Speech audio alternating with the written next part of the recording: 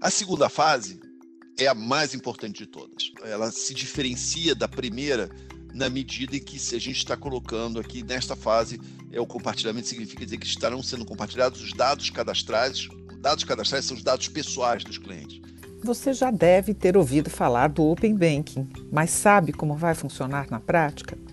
O Open Banking chega agora a uma importante fase, a segunda das 4 previstas até o final do ano, como acaba de dizer Leandro Vilain, diretor executivo de Inovação, Produtos e Serviços da Febraban. Os clientes podem compartilhar com as instituições financeiras dados como cadastros, transações em conta, extratos de cartões, renda, operações de crédito. Tudo isso para estimular a concorrência e facilitar a oferta de produtos e serviços mais customizados às necessidades de cada cliente. É ele no comando das informações. Eu sou Mona Dorf e neste podcast Febraban News, além do Leandro, vamos conversar também com o líder do grupo de trabalho de Open Banking da Febraban e superintendente de Open Banking e pagamentos instantâneos do Itaú Unibanco, Ivo Mosca. Eles trazem todos os detalhes sobre esta novidade. Quer saber tudo sobre a segunda fase do Open Banking, como o conceito foi desenvolvido até aqui e quais serão os benefícios para os clientes? Então fique com a gente! Para começar, o Leandro Vilain abre com os detalhes do Open Banking e como o conceito vai possibilitar a oferta de novos serviços aos clientes.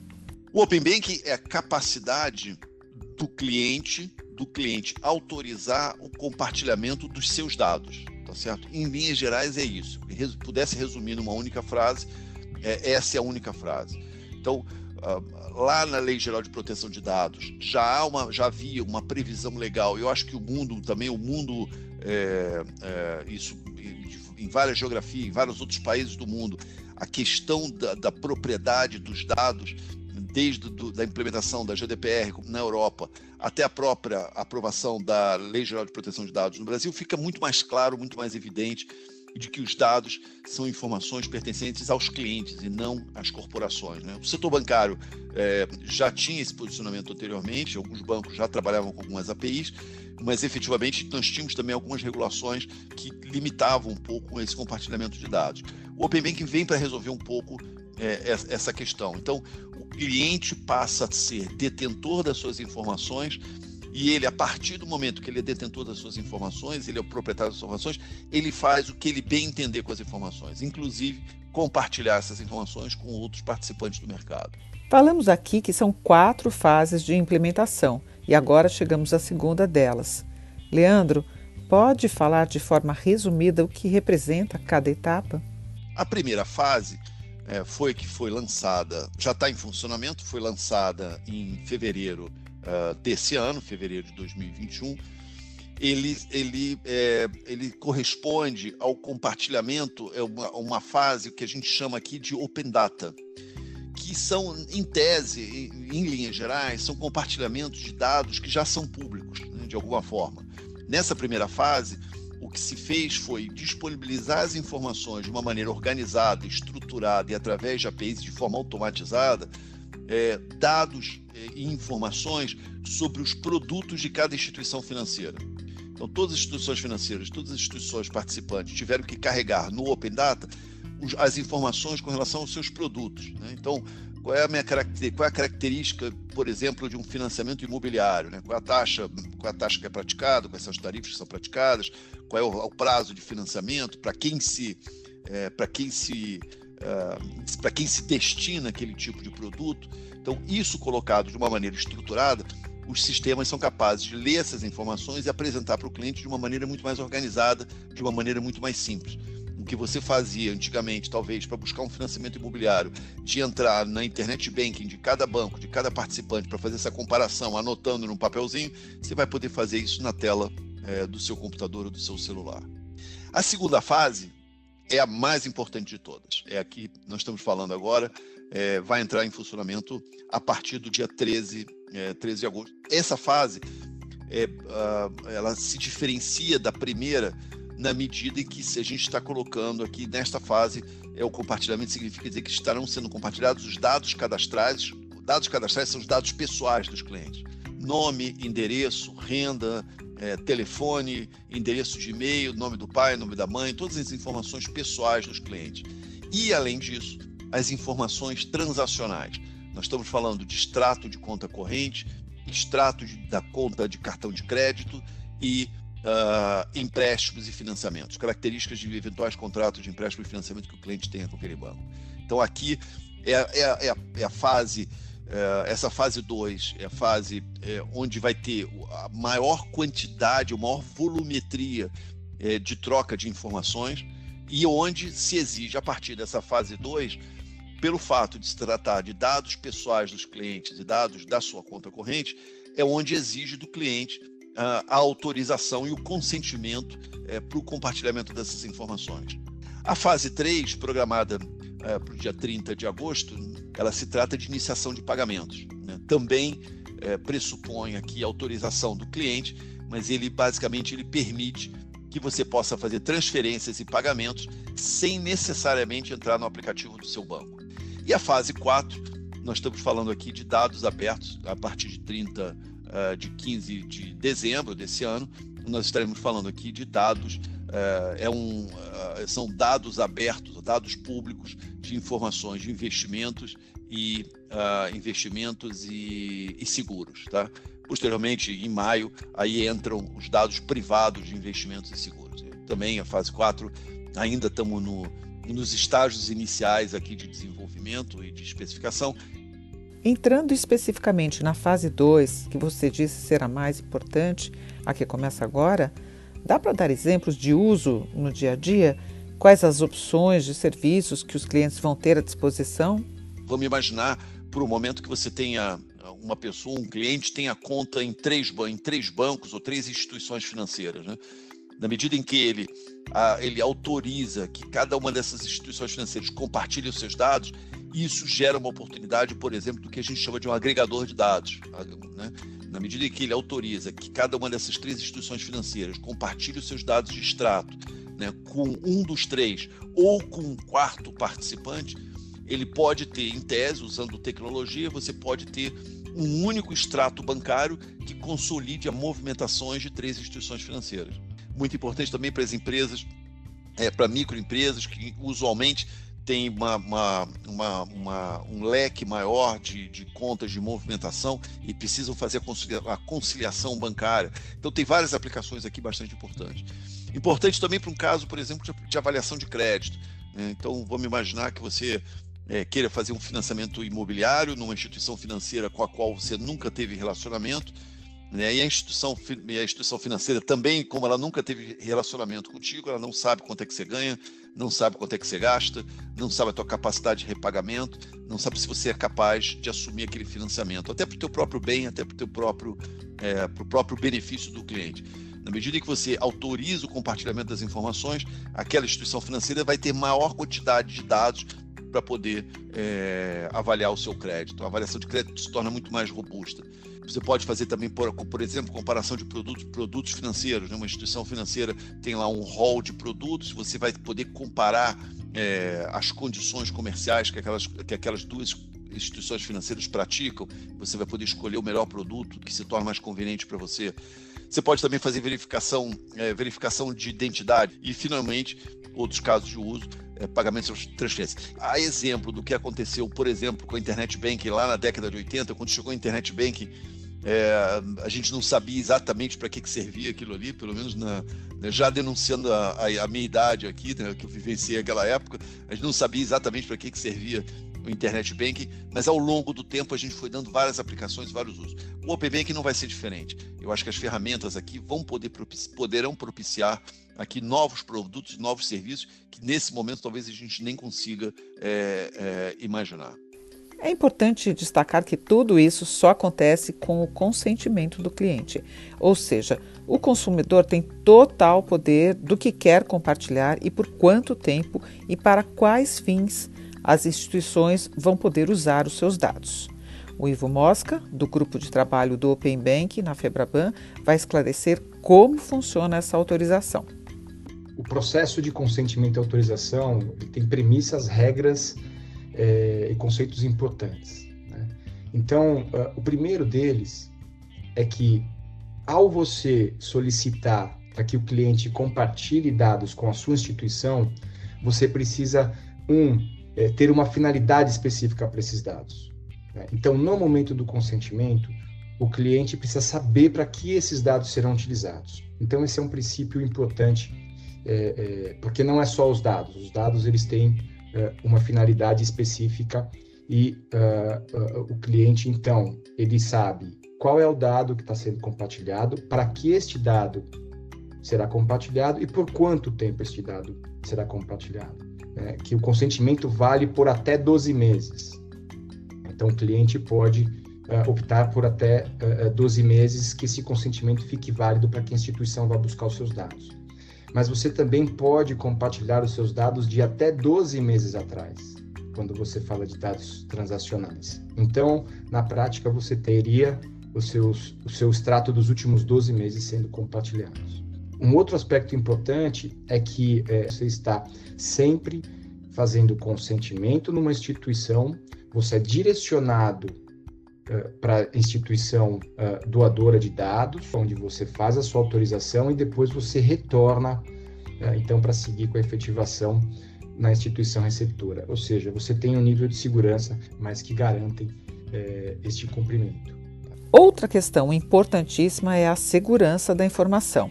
Nesse quesito, os clientes podem ficar absolutamente tranquilos.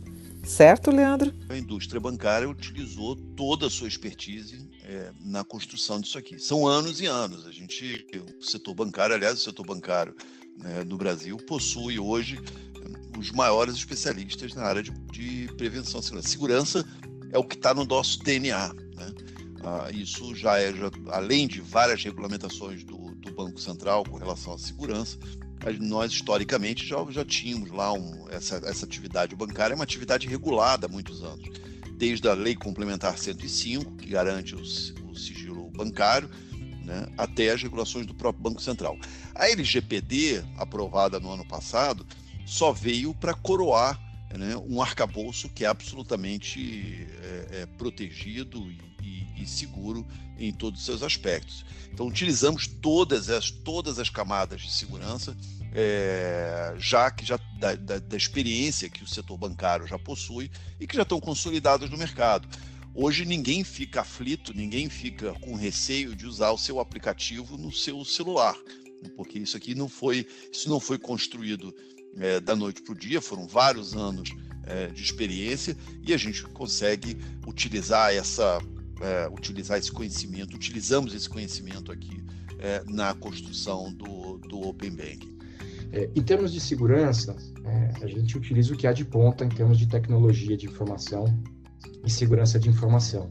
E há um nível de exigência, inclusive com critérios não só aqui das nossas regulações internas brasileiras, pelo Banco Central, mas também critérios internacionais de segurança. Então, as instituições são obrigadas a se certificarem, inclusive em relação à OpenID Foundation, e garantir aqui uma certificação de que elas têm um nível mínimo de segurança adequado para seguir com este compartilhamento de dados. Tá?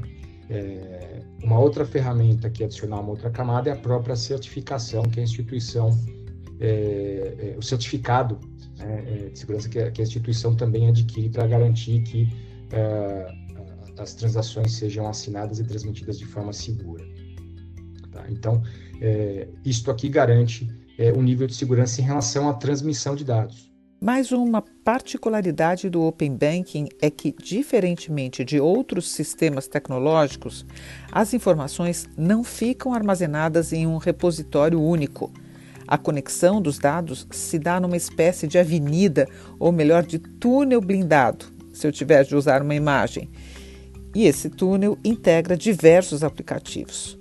Como funciona esse processo e qual é o maior desafio? Às vezes a gente ainda tem um mapa mental na nossa cabeça de trabalhar com grandes servidores, com aquele negócio todo, e as pessoas me perguntam assim, então as minhas informações do meu extrato bancário, as minhas informações do meu cartão de crédito, as minhas informações dos meus empréstimos, vão ficar depositadas num grande repositório, né? Vai ficar depositado aí na Febraban, vai ficar depositado no Banco Central, a minha informação vai ficar num único local? A resposta é não, não vai. A tecnologia que nós estamos utilizando aqui é uma tecnologia que nós denominamos aqui de API, né?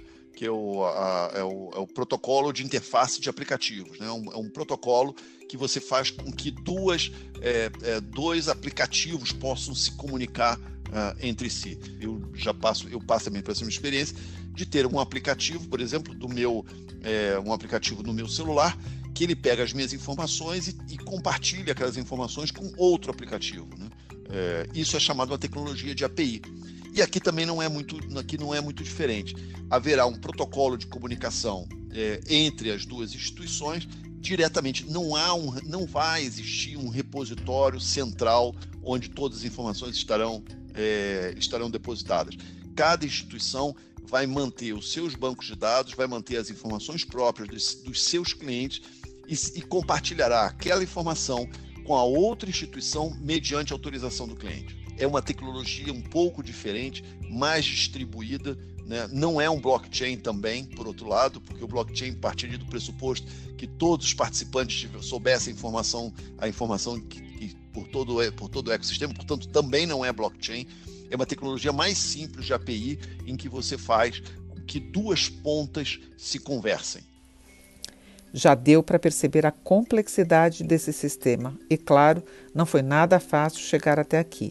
Mas, com certeza, podemos afirmar que não estaríamos nesse estágio não fosse a contribuição das grandes instituições financeiras.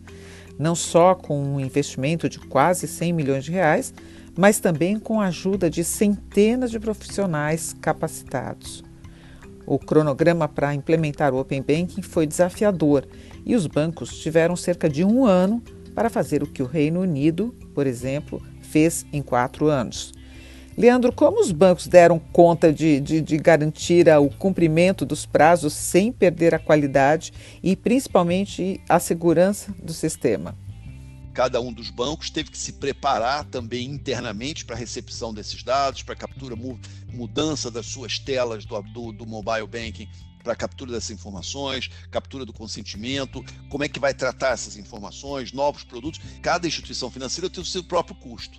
Mas só na arquitetura, no desenho, nessa fase de planejamento, que é comum a toda indústria, investiu-se nessa fase que a gente está chamando aqui de uma fase de implementação, alguma coisa em torno de 98 milhões de reais. O Open Banking foi implementado no Brasil graças ao suporte das grandes instituições financeiras. Foi um cronograma determinado pelo Banco Central, tem uma regulação, nós estamos tentando fazer o nosso melhor em seguir. Como eu falei antes, tem um engajamento do setor bancário, mas nós não vamos fazer loucuras. Se a gente sentir que a infraestrutura, especialmente agora na fase 3, quando estamos tratando aqui de pagamentos, a gente precisa preservar a segurança do cliente. Essa é uma condição que a gente não pode abrir mão. O regulador estabeleceu aqui um cronograma na sua regulação que nos colocou praticamente para fazer em 1 ano o que o Reino Unido fez em 4. Outro desafio citado pelos executivos é o da comunicação. Como explicar para a população o Open Banking? Ivo, qual é a diferença em relação ao que foi feito em torno do Pix, por exemplo? Esse é um ponto realmente complexo, né? Diferentemente do Pix, né, que é um fim, é um produto, o Open Banking ele é um meio. Então, ele abre portas aqui para o desenvolvimento de novas soluções, novos produtos, novos serviços. Então, essa é uma dificuldade que não é da geografia brasileira, é uma dificuldade de se comunicar de forma geral com o público. Acho que agora, com a entrada do Open Banking e com as finalidades específicas, né, os benefícios que serão apresentados aos clientes com a entrada do Open Banking, acho que isso é a melhor forma de comunicar à população. Então, através da finalidade. Você quer ter um benefício, você quer ter uma taxa especial de crédito? Compartilha seus dados aqui comigo, deixa eu entender o seu histórico, deixa eu ver quem você é, porque eu posso fazer uma proposta tão competitiva quanto você tem na concorrência. Então, veja, no meu argumento eu não falei em nenhum momento de Open Banking, Então, aqui eu acho que temos um desafio de como plugar este nome de Open Banking, mas tem outras formas de a gente comunicar de forma assertiva aqui. Ivo Mosca esclarece também que esta segunda fase será inicialmente de testes, mas em breve o serviço vai chegar a todos. Quando a maioria dos clientes bancários pode esperar essas novas opções que comentamos, Ivo? O importante é lembrar que nesse momento, né, essa sexta-feira 13 do Open Banking, ela se inicia ainda não de forma ampla para todo o mercado, né? Então, a gente tem aqui, através de regulação, uma fase inicial de testes, onde a gente deve testar ali até 0,1% da base de clientes das instituições, né, para garantir que toda essa comunicação, como eu disse anteriormente, funcione de forma adequada e os benefícios possam efetivamente ser apresentados aos clientes finais.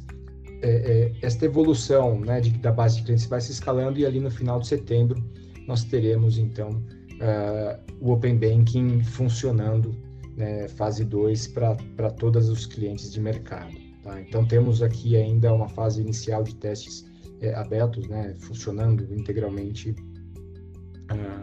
até setembro. Depois destes esclarecimentos importantes sobre o Open Banking, para finalizar, vou fazer algumas perguntas diretas sobre as dúvidas mais comuns. Vazamento de dados, se houver, de quem é a responsabilidade, Ivo? Nós temos leis federais, então a gente tem a Lei Geral de Proteção de Dados, que ela já traz ali o nível de responsabilidade.